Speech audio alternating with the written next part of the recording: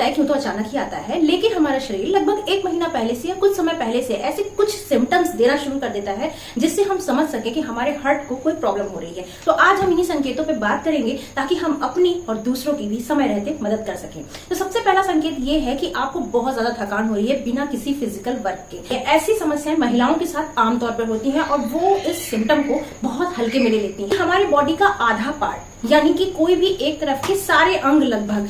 Miss function करना शुरू कर देते हैं, यानी कि या तो आपका हाथ काम नहीं कर रहा है और उसी साइड का आपका पैर भी रिस्पॉन्स अच्छा नहीं कर रहा है, आपके सिर में भी दर्द हो रहा है या जबड़ों में भी दर्द हो रहा है, तो आप इसको नजरअंदाज नहीं करें। तो जब एक ही साइड बॉडी में प्रॉब्लम शुरू हो रही है, इसका मतलब है कि आपके जो हार्ट है उसमें कहीं ब्लॉकेज आ रहा है, उसकी आर्टरी में कहीं ब्लॉकेज आ रहा है, इस वजह से ऑक्सीजन सप्लाई ठीक से नहीं हो पा रही है, इस वजह से एक ही साइड की बॉडी सारे बॉडी पार्ट में प्रॉब्लम आ रही है। तो ये हो सकता है कि आपकी आंखों में या किसी एक आंख में देखने में प्रॉब्लम हो जाए, जैसे कि आपको ब्लर दिख रहा है या एक कोई आंख है आपकी जो फोकस नहीं कर पा रही है या साफ साफ नहीं देख पा रही है, तो ये आंखों की प्रॉब्लम नहीं है, ये आपके हार्ट से भी रिलेटेड हो सकता है। ये बहुत ही कॉमन सी चीज है कि लोगों को खाना खाने के बाद डकार आना या अपच होना, एसिडिटी का सिम्टम इसको समझते हैं लोग। लेकिन अगर आपके साथ ऐसा लगभग हमेशा ही होता है, आपको हमेशा ही एसिडिटी जैसा लगता है, हमेशा ही अपच लगता है, गैस लगता है, तो एक बार अगर आपकी हिस्ट्री ऐसी रही है फैमिली की या आपको कोई प्रॉब्लम है, नहीं भी है फिर भी आप अगर 35 से ऊपर हैं, 40 के नियर अबाउट पहुंच रहे हैं, तो आज का जो माहौल है उस हिसाब से आपको एक बार अपना हार्ट का चेकअप करा लेना चाहिए। और बहुत ही कॉमन सी चीज है जो हम बिल्कुल समझ भी नहीं पाते हैं, लेकिन इसको ध्यान देने की जरूरत है कि आपको पसीना बहुत आ रहा है, ठंडा पसीना बहुत आ रहा है, गर्मी बहुत ज्यादा नहीं फिर भी बहुत ज्यादा पसीना आ रहा है, या रात को आप सोते सोते अचानक से जग जाते हैं और खुद को पसीने में भीगा हुआ महसूस कर रहे हैं। अगर ऐसा आपके साथ हो रहा है तो ये तो बिल्कुल सीधा सीधा सिम्टम है हार्ट के प्रॉब्लम का। इसी से जुड़ा हुआ अगला सिम्टम है कि रात में आपकी अचानक नींद खुल जाती है या रात में आपकी बार बार नींद खुल जा रही है, आप ठीक से सो नहीं पा रहे हो, आप सो तो रहे हो टाइम से, उठ तो रहे हो टाइम से, लेकिन उस बीच में आपको गहरी नींद नहीं आ रही है और ऐसा फ्रीक्वेंटली हो रहा है, यानी कि आप लगभग 1 महीने से ये चीज झेल रहे हो या लंबे समय से झेल रहे हो, तो ये ठीक से सो ना पाना ये तो अपने आप में बहुत बड़ी समस्या है ही, और ये इसकी वजह भी हो सकती है कि आपका कहीं ना कहीं हार्ट डिस्टर्ब हो रहा है बहुत ज्यादा। अगर आपकी डाइट में शुगर है, सॉल्ट है, ऑयल है, जंक फूड है और आपके साथ इस तरह की चीजें हो रही हैं कि आप रिलैक्स नहीं रह पाते हैं, आप बहुत ज्यादा थका हुआ महसूस कर रहे हैं या आपकी सांस फूलने लग रही है, आप कुछ ऐसा नहीं कर रहे हैं, बहुत तोप नहीं मार रहे हैं फिर भी सांस फूल रही है, तो आप समझ जाइए कि आपको किसी न किसी तरह से हार्ट में प्रॉब्लम आ रही है। आपको चेकअप जरूर एक बार करा लेना चाहिए, ईश्वर अगर ऐसा हो, लेकिन आप एक बार चेकअप जरूर करा लीजिए। अगला सिम्टम है जो कि आपको हार्ट की तरफ ही इशारा करता है, आपके बाएं साइड हार्ट में दर्द होना या बीच में हार्ट में दर्द होना, या दिन में आपको भारी भारी सा लग रहा है, आपका हार्ट में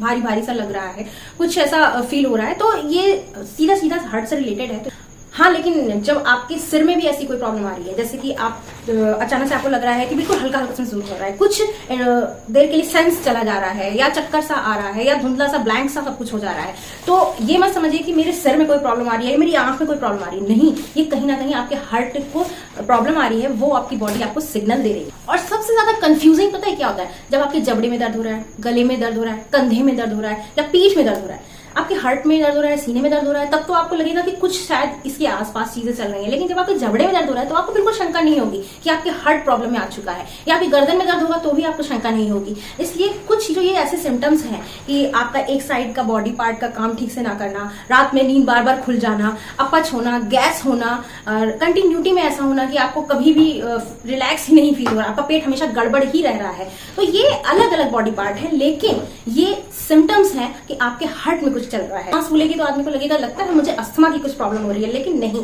कहीं ना कहीं आपकी किसी आर्टरी में ब्लॉकेज आ रहा है, किसी ना किसी वेन में प्रॉब्लम आना शुरू हो गया, आपके हार्ट में कोई प्रॉब्लम आना शुरू हो चुका है, जो आपका हार्ट बार बार आपको सिग्नल दे रहा है। अब कुछ लोग ऐसा समझते हैं कि हार्ट अटैक और कार्डियक अरेस्ट दोनों एक ही जैसी चीजें हैं, लगभग एक जैसी है क्योंकि हार्ट से रिलेटेड है, लेकिन ये दोनों अलग अलग हैं। देखिए, हार्ट अटैक जो होता है उसमें इंसान के पास समय होता है और उसको क्योर भी किया जा सकता है, उसके सिम्टम्स कुछ समझ में आते हैं, लेकिन जो कार्डियक अरेस्ट होता है ना, ये बिल्कुल समय नहीं देता है।